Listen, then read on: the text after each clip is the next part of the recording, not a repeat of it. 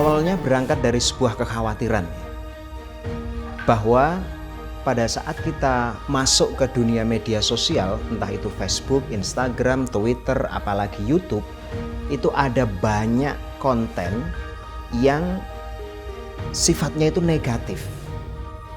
Baik dari substansinya, lebih-lebih pada saat penyampaiannya. Penyampaiannya itu disampaikan dengan marah-marah, dengan suara yang sangat tinggi, menghardik, bahkan menjelek-jelekan. Atas dasar itu, maka kemudian Cak Maskur mengembangkan atau memperbanyak konten-konten yang bersifat kemanusiaannya itu tinggi sekali dalam kehidupan keagamaan. Mengembangkan konten yang ramah, mengembangkan konten yang toleran, mengembangkan konten yang sifatnya akhlakul karimah, dan disampaikan dengan cara yang tidak marah-marah. Slogan dari YouTube-nya Cak Maskur itu adalah beragama itu menyenangkan. Karena ajaran dari Rasulullah, ajaran dari ulama, ajaran dari para kiai itu kalau mengajarkan ketentuan agama Islam itu sesungguhnya disampaikan dengan cara yang sederhana, adaptif, dan menyenangkan. Dalam 1 tahun terakhir, konten-konten Cak Maskur itu membahas tentang praktek keagamaan sehari-hari yang dibutuhkan oleh semakin banyak orang. Misalnya berkaitan soal bagaimana memakai sarung. Jadi pertama, demikian juga bagaimana memakai songkok. Agak miring. Ada banyak orang memakai songkoknya miring ya. Demikian juga bagaimana kita bisa lebih islami kalau kita bangun tidur kemudian ke kamar mandi. Kali ini toilet itu menggunakan kaki. Demikian juga konten Cak Maskur itu merespon terhadap kejadian paling update. Misalnya saja berkaitan soal virus COVID-19. Cak Maskur kemudian membuat konten-konten bagaimana umat Islam itu melaksanakan kegiatan keagamaannya dalam masa pandemi COVID itu. YouTube Cak Maskur kemudian berkembang. Lalu terjadilah apa yang disebut dengan kolaborasi.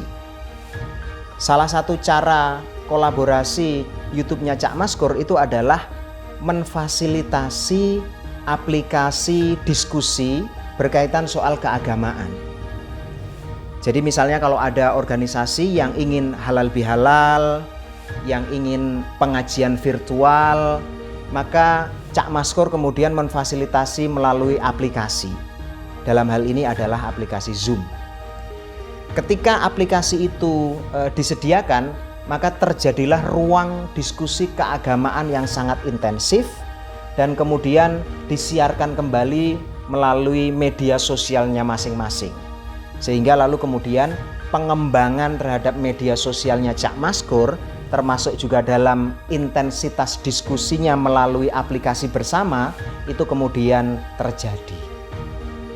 Kebutuhan ke depan itu adalah memperbanyak kembali konten sehingga lalu kemudian mayoritas konten di media sosial itu adalah mayoritas berkaitan soal akhlakul karimah.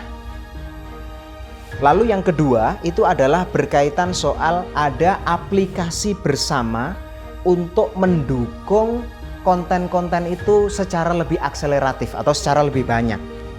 Jadi kontennya diperbanyak dan wadah komunikasi untuk berdiskusi, untuk berhalakoh itu juga ditingkatkan.